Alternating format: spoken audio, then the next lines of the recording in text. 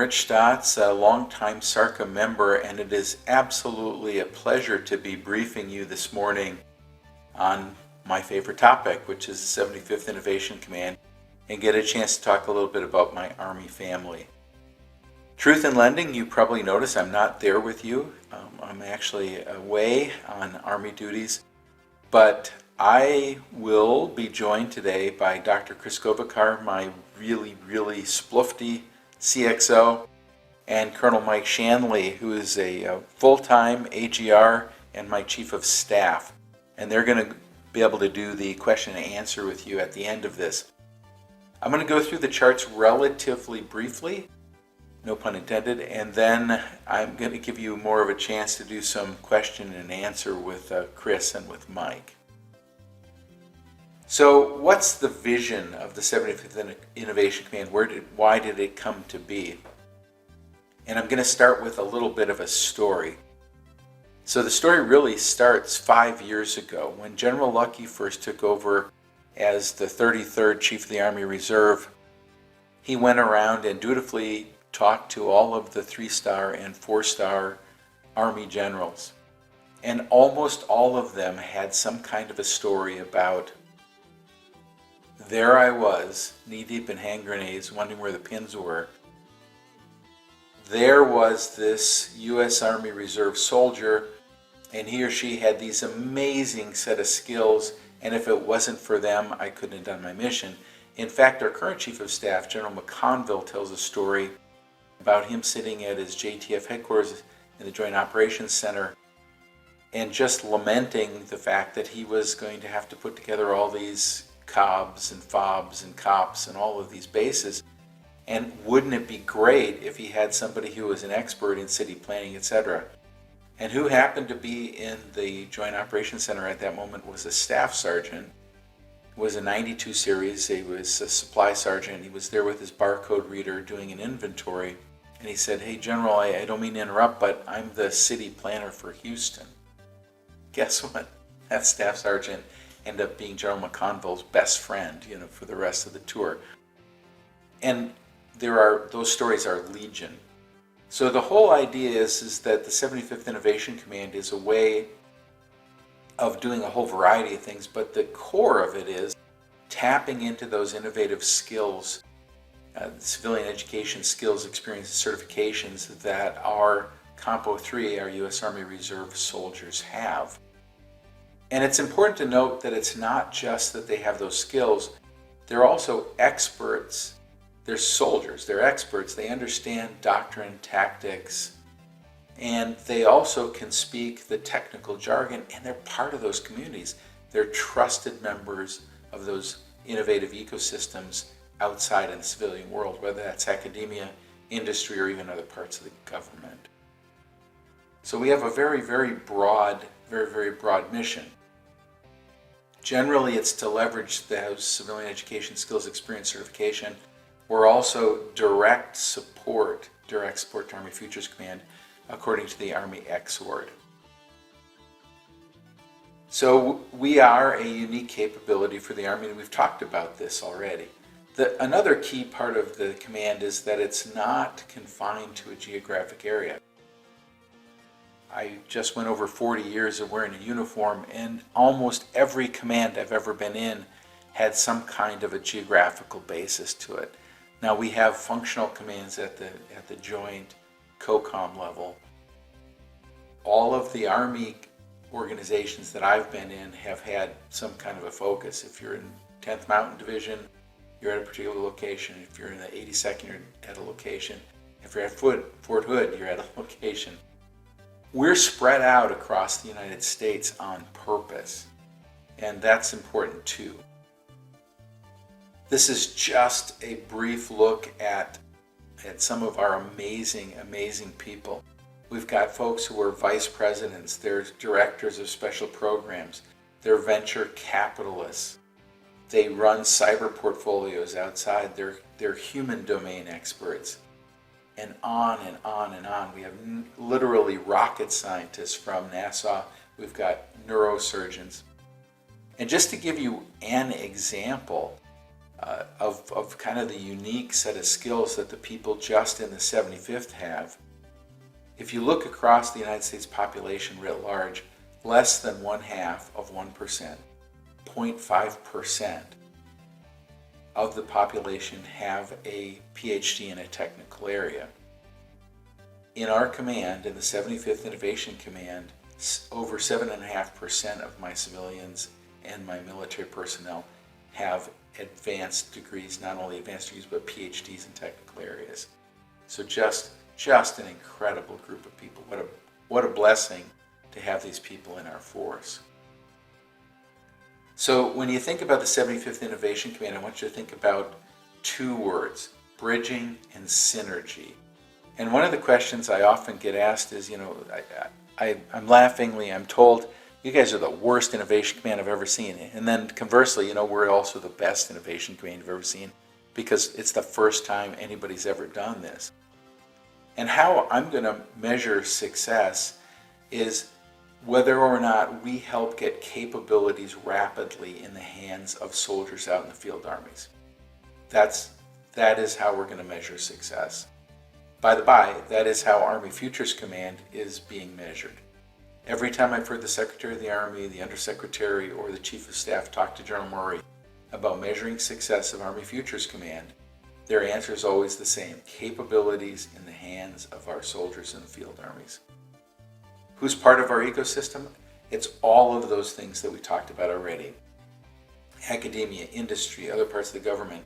A key part of this, sometimes people imagine that we're going to be biased towards small businesses, mom and pop shops, people working out of garages. Although we are going to tap into that community, remember that if our goal is to get capabilities in the hands of soldiers, we can't just rely on those small businesses. They don't have the scope and scale to perform to equip, do a material solution for a whole formation. So we really are helping to create partnering, bridging, and getting synergy between those big businesses, traditional defense contractors, as well as the small businesses where a lot of the innovation may be taking place. And I think we've been wildly successful in that so far. So what's our envisioned end state? Well, when I close my eyes and I imagine that it's at the end of my command tenure, I want to have a highly functioning learning organization that is already making significant positive contributions to the Army and to the DoD. There are two things that we're really trying to do if you think about it. These are aspirational. First of all, we want to prevent strategic surprise. I need to have experts who are out there who are looking at what the bad guys are doing, who are looking at the future operating environment, and can see what may be on the horizon so we can be prepared for it so we're not surprised. The second thing is that we want to maintain and enable asymmetric advantages. Many of you, like me, came into the Army in the 70s. We used to have a catchphrase then, we owned the night. All of you who served anywhere from 1976 to 1979 know that we didn't really own the night back then. That was purely aspirational. But it was an idea. It was an idea. And eventually, that idea through technology, through training, through our organization, and lots of exercises became muscle memory, and it actually did become a capability. And probably the peak of that was Operation Desert Shield, Desert Storm. In the same way, there are other, and I'm not going to really talk about them in this presentation, but there are other asymmetric advantages that we're trying to develop right now. I want it to be an organization where people fight to come to and they leave reluctantly, but they're going to leave. The idea, and to all of my other actively serving commanders out there in SARCA right now, I want the people from the 75th to come to the 75th, get a broadening assignment, and then I want them to take those ideas and a way of doing business and a way of being innovative in a practical, productive way back out to the Army and to the Army Reserve in particular. And finally, I wanted the organization to be well respected for what its value added is. So what are the elements of our culture? First of all, we select great people. When I say, everybody says that, right? But we actually have a methodology that we stick to very, very assiduously. We go through a traditional military boarding process. If you get through that, then we go through a behavioral interview process. And both Mike went through it. Chris was part of the organization when I came on board. But anybody who's gone through it tells you that that's one of the toughest interviews they've ever been through. And I could do a lot of anecdotes about that, but bottom line is we try to pick people who are going to be a great fit for our organization, but are also going to be fabulous at completing the missions that we give them to do. And I think both Chris and Mike can talk about that in the Q&A. We have very easy to understand values, and everybody understands them so that they're able to take reasonable risks because they know what right looks like and they know how we're going to measure success. Same with our principles. And then finally, we really, really believe in our culture and we take pains to pass it on to newcomers. Another thing at the bottom, and this relates to the people fighting to get in, leaving reluctantly, once you're in the 75th, you're always part of the family. So here's how we select our great people. We make sure that they're experts in a critical area. We want to make sure that they're self-starters, they're innovators, they're group catalysts, so they don't necessarily have to be in charge of an organization, but just them being in a group makes it perform better. And finally, people who genuinely care about and like dealing with people. So we don't have a bunch of laboratory specialists who are in a closed room somewhere. We have a variety of people and a variety of personality types, but all of them are folks that genuinely care about and like people. They could be introverts or extroverts, but they love people. Super, super important. So innovation, I want to talk about that for a second. Sometimes people convolve innovation with creativity, but really innovation is the intersection of creativity and productivity. And I'll use a music example. In the music world, there are some musicians who are just wildly creative, but you can't get them to play a song. They're just going to go off on some kind of riff and they're going to play their own thing. So you're not going to get a lot of an actual productive music out of them if you're trying to put together, let's say, an album or get them to play a piece for you.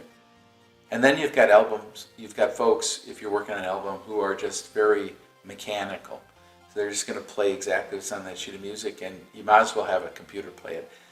The secret sauce for producing a musical album is finding musicians who are a blend of creativity and productivity. In the same way, we're looking for those kind of folks, people who have been innovative. And that starts early on. Almost everybody in our command didn't start becoming innovative when they were 32, 35, 37 years old. These are people who are in the 12, 13, 14 started to do really, really creative things, and they have a track record, whether it's publishing books, or writing stories, or writing music, or fixing old automobile engines, or painting pictures, whatever it is. They've got a track record in being creative and productive. So how are we set up to deal with our mission? Well, we've got two aspects. On the left, you see that tech scouting idea that we've got these teams spread throughout the United States that are part of those innovative ecosystems, and that's actually a separate part of my organization. We're divided into 3 regional groups, and ultimately underneath each one of those groups is going to be 5 city teams. I want to come back to that in a second. On the right, we see that we actually have an innovation portfolio, and that's under something we call the IAAG, but the bottom line is that we've got all of these folks who are experts in these areas that are of deep importance to the DoD and the Army. I want to talk a little bit about something, and I want to foot stomp this. You may get the idea that there's lots and lots of people in the Innovation Command, and that would be incorrect. I'm going to talk numbers in a minute, but we're looking at 300-ish people right now, and that's mostly because we're double and triple slotted in many of our positions. That's phase 1. Phase 1 is the initial operating capability. One of the things we're seeking to do is get permission to go to phase 2, which is going to up us a little bit, but mostly it's going to give us some permanent locations that we can operate out of. And it's not until we get to phase 3, when we get up slightly above 700 personnel authorized, that we're actually going to be full up out in that tech scouting mission. So at the moment, even though my folks have done over 400 technical reports last year in scouting, that was done with just a handful of people that are out there in the force. Most of my folks at the current time are at the headquarters, and they're part of these innovation portfolios, so super important. All right, we have a dual chain of command. We're assigned to the U.S. Army Reserve, in particular to the Chief of the Army Reserve, and we're direct support to AFC. And we've got these kind of three broad areas that we're responsible for. Tech scouting is one of them. One of them is coming up and doing tech talent identification of the personnel in Compo 3, and then finally quick turn analysis. This is also subject matter expertise that we rely. And we have a campaign plan, but it would have taken longer than we have in the presentation to go through that in detail. So you really can't talk about the 75th Innovation Command without talking about Army Futures Command. You've probably seen this diagram before. This is what multi-domain operations look like. So not just air, sea, land, but also space and cyberspace have been added to it. And the idea is, and it drew a lot from a book called The Infinite Game, the idea is that our potential adversaries out there are competitors with us. And most of the time in a peacetime environment, we're still competing. We're still competing in economic space. We're still competing in information space. We're still competing in the diplomatic space. And then even on the military side, you're posturing. Then it could potentially go to pre-conflict and conflict. And the objective of that is to conclude the conflict in a way that it's going to be advantageous for you in a future competitive phase. And it gets us away from the idea that people are strictly enemies that need to be destroyed. It gets us to a point where we think about, okay, we're competing about something in particular. Maybe it's country, maybe it's some resources, etc. And if we have to go to a military solution, okay, we're going to do that, and we're going to do it hard, and we're going to give it our all. But then ultimately, these people are still going to exist in the world, and it's philosophically, it affects everything you do. And I don't know how well multi-domain operations has really been explained. So how is Army Futures Command set up? How are they task organized?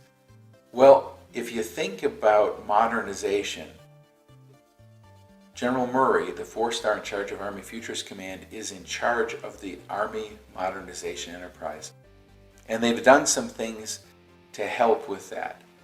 So he's in charge of, he's a co-chair of the equipping PEG, for example. So he's actually deeply embedded and integrated into the POM process, into how you resource it. He's also got the requirements piece for the Army. He's responsible for generating requirements. He's also responsible for research and development and experimentation. What part of it he's not responsible for is acquisition of the material solution. That remains with the ASALT. That remains with Dr. Jetty and his team. Although, just for the record, the 75th Innovation Command actually has an Army Reserve element detachment that directly supports the ASALT. And I have a personal relationship with the ASALT leadership that's extremely helpful for not only for us accomplishing our mission, but also helping out General Murray accomplish his. So there's the headquarters in Austin, Texas, you see on this diagram. And he has, I think he's got 5 deputies, he's got 5 flags with him now, including an SES civilian deputy. He's also got a 3-star deputy, and then he's got several other high-ranking flags up at his level. Underneath him, he's got FCC. So if you think about that, that used to be the old ARCIC under TRADOC. Now it's Future Concepts Command, and that's out in Norfolk, Virginia. They're responsible for concept development, also the future operating environment. Kind of think of them as a super G2. Then you've got Combat Capabilities Development Command. That's old RDECOM. These are the folks who are doing the research, development, and experimentation to help develop the new capabilities. And then you've got a series of CDIDs. You guys might remember that term. They used to be under TRADOC, that are out there in the force that are helping at the centers of excellence develop the concepts, etc. And then see there's a dashed line over to the program executive officers and the program management officers, or the program managers out there in the force. So big organization, about 26,000 people altogether in Army Futures Command. You've probably also heard something about something called cross-functional teams and project convergence. The cross-functional teams are listed off here on the right-hand side, and they correspond pretty precisely to the 6 technology priorities that the Secretary of the Army has put out. You can add to that assured position navigation and timing, and also the synthetic training environment. There's also another task force. It's not on this chart, but that's the Artificial Intelligence Task Force.